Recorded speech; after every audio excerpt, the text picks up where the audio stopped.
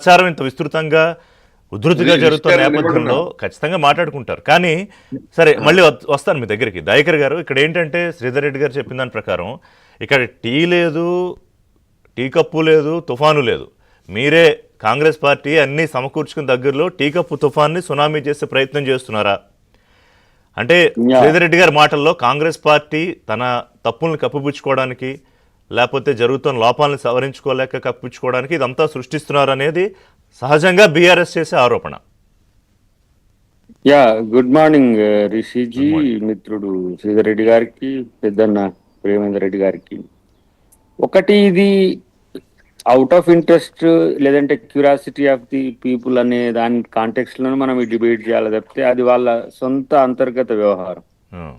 So అది మా హ్యాండిల్స్నా, BJP హ్యాండిల్స్నా, BRS హ్యాండిల్స్నా, లేకపోతే న్యూట్రల్ సోషల్ మీడియానా, లేకపోతే కాంట్రవర్షియల్ సోషల్ మీడియా, ఇవన్నీ పక్కన పెడితే there may be a chance to split. ఎందుకంటే కేసీఆర్ బయటికి రాకపోతే జరగబోయేది అదే ఎప్పుడైనా సరే.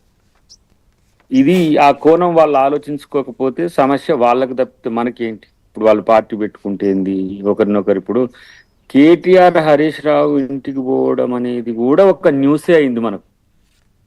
అంటే అది కదా కాదు, మామూలుగానైతే ఎప్పుడైనా కలుస్తూనే ఉంటారు వాళ్ళు, కానీ ఇప్పుడు న్యూస్ అయింది ఎందుకు? ఇది వాళ్ళు ఆలోచించాల్సిన అవసరం. రెండవది, ఇప్పుడు ఈ వరంగల్లో కేటీఆర్ వర్కింగ్ ప్రెసిడెంట్ గా తన ఫోటో పెట్టిండ్రు. ఆయనది 100% పెడితే 75% అనే పెట్టిండ్రు. అక్కడి నుంచి ఈ ముసలం లాంటి ప్రచారం మొదలైంది వాస్తవానికి. కాదు, అంతకన్నా కొంచెం ముందుకే వెళ్ళాలి దయాకర్ గారు. ఎవరో దేశపతి శ్రీనివాసే ఒక ఇంటర్వ్యూలో ఏం చెప్పారంటే, హరీష్ రావు ఒక వేదిక, వేరే ప్రత్యామ్నాయ వేదిక సూచించారు, కేసీఆర్ అది ఒప్పుకోలేదు. అప్పటి నుంచి కొంత హరీష్ రావు ఎంతవరకు అంటే అసలు ఏం మాట్లాడుతున్నారు సార్ స్పీచ్లో అని హరీష్ రావు అడిగారు. పలానా మాట్లాడుతున్నారంటే అది రొటీన్ అవుతుంది కదా, అంటే అసలు అంత దూరంగా ఉన్నారని. తర్వాత కేటీఆర్ ఫోన్ చేశారని, ఇవన్నీ ఎవరో చెప్పింది కాదు, వారు చెప్పింది, చాలా దగ్గరగా ఉండి చెప్పింది. పవర్ కంటే ముందు ఉద్యమాల్లో ఉన్నప్పుడు వాళ్ళు మాకు పరిచయమే, వ్యక్తిగతంగా పరిచయం. ప్రతి ఒక్కళ్ళు ఉద్యమ పరంగా కూడా మాకు తెలిసిన మిత్రులే.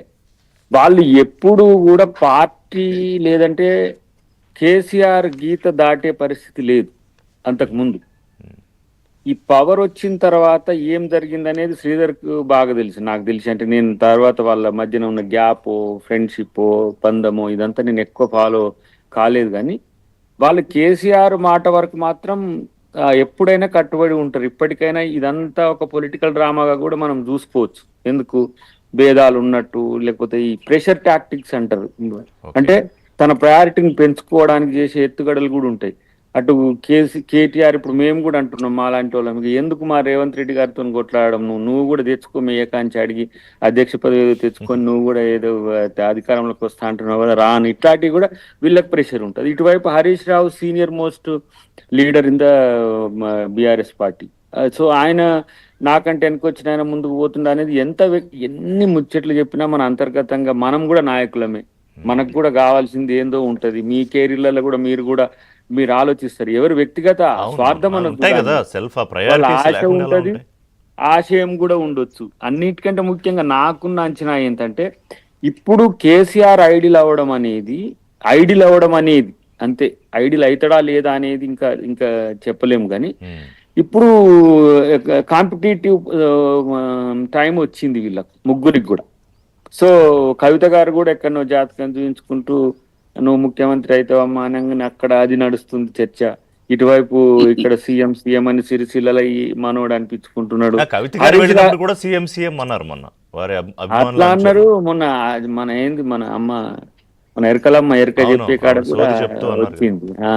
కాబట్టి అక్కడ ఉంది. వీళ్ళకు ఒక అంతర్గతంగా ఈ టైంలో ఎవరు ముందుకు రావాలనేది కేసీఆర్ కు తెలుస్తుంది. అంటే మామూలుగా వ్యక్తిగతంగా కేసీఆర్ కు ఉండే అభిప్రాయాలు మనకు తెలియవు. కానీ ఏ రాజకీయ పార్టీ నాయకుడైనా కుటుంబ ఆధారితంగా ఉండేటప్పుడు కొంత